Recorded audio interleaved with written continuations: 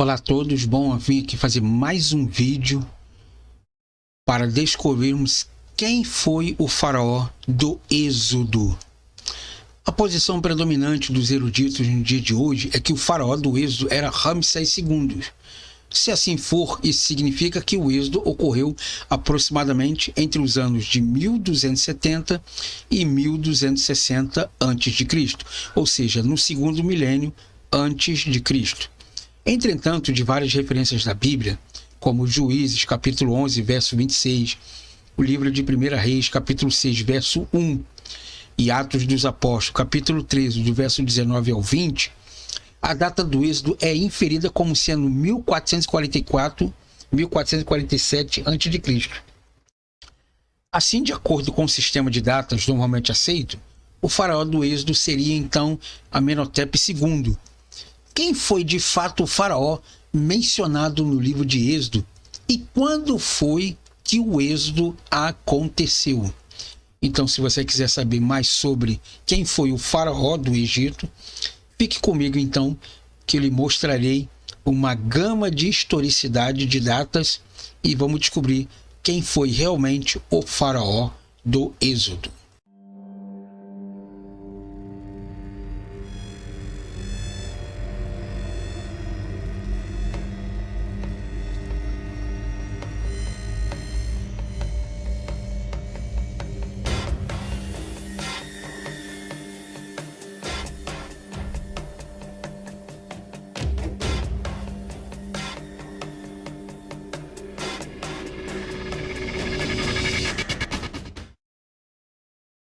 Então vamos lá saber quem foi realmente o faraó do Êxodo e qual foi a sua data conclusiva.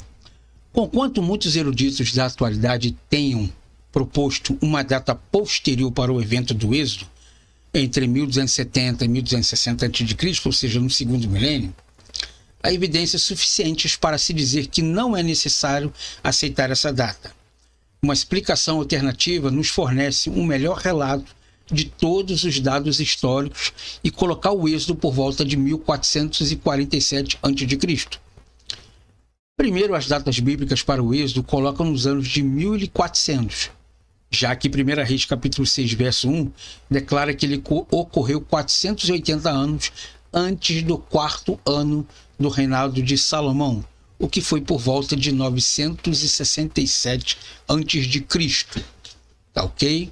Isso colocaria o Êxodo por volta de 1447 a.C., de acordo com Juízes capítulo 11, verso 26.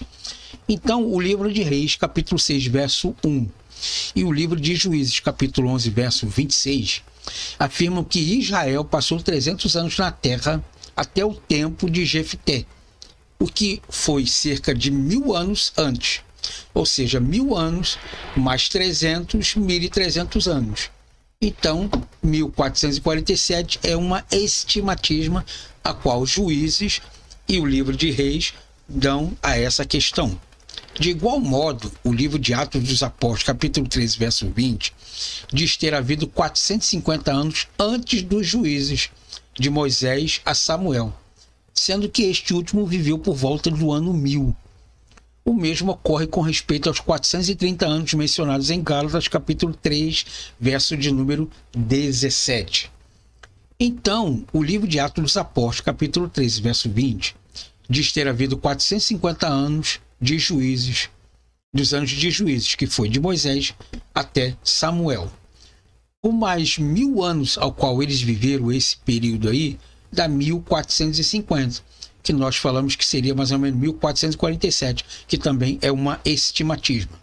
Então, um livro está dizendo, aliás, dois livros, Juízes e o livro de Reis, está dizendo que foram 1300 anos. Já o livro de Gálatas diz que já foi 1400 anos. Isso dá uma diferença enorme, não somente de dias, mas como também de passagem de um faraó para o outro. Então, todas essas passagens indicam a data em torno de 1400, não em torno de 1200, como os críticos afirmam.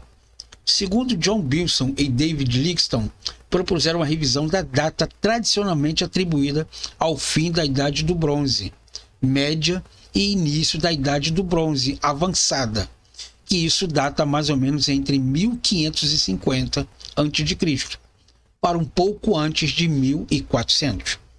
A Idade do Bronze Média caracterizava-se por cidades grandemente fortificadas, cuja descrição se enquadra muito bem com o relato que os espias trouxeram a Moisés, que está lá em Deuteronômio capítulo 1, verso de número 28. Isso significa que a conquista de Canaã se deu por volta de 1400 a.C.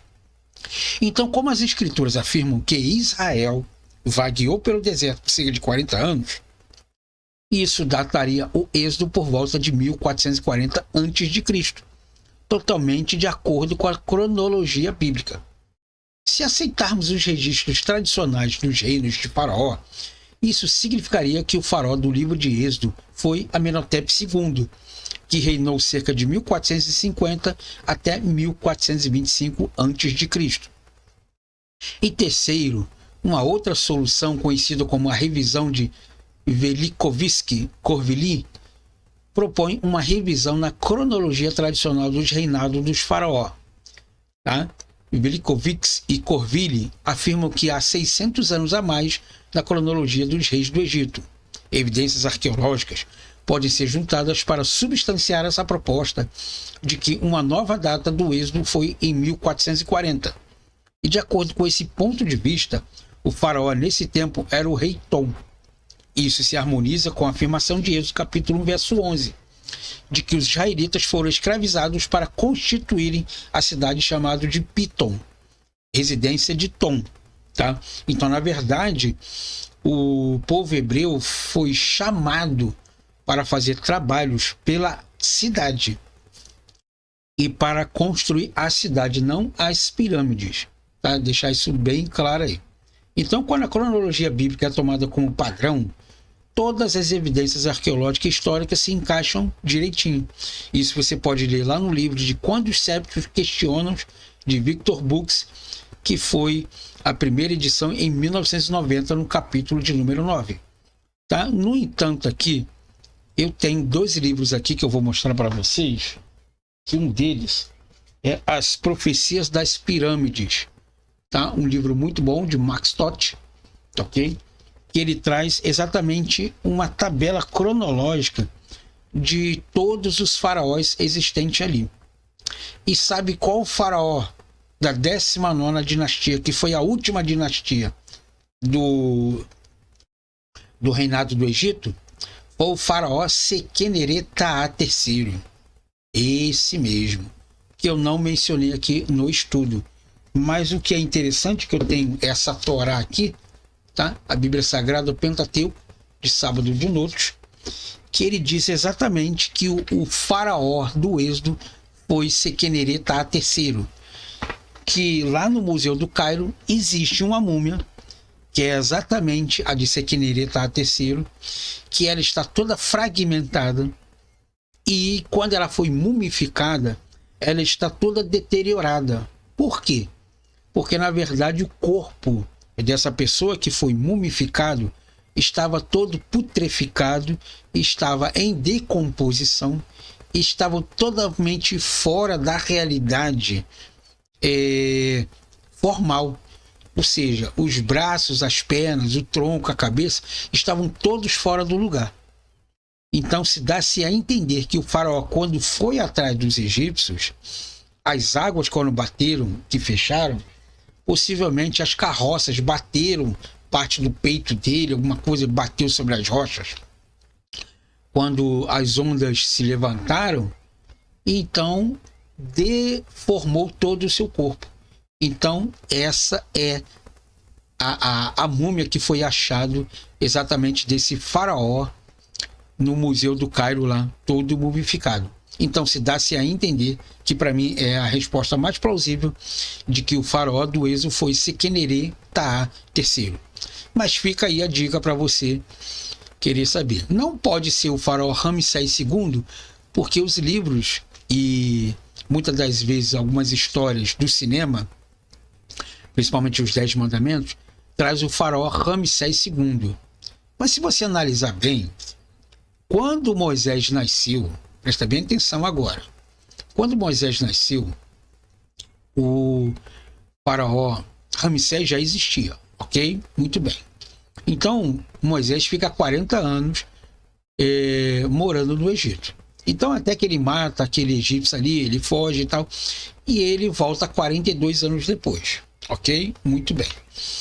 Quando ele volta 48 anos depois, que no caso agora ele está com 82 anos, vamos botar 80 anos redondo para a gente entender melhor essa classificação.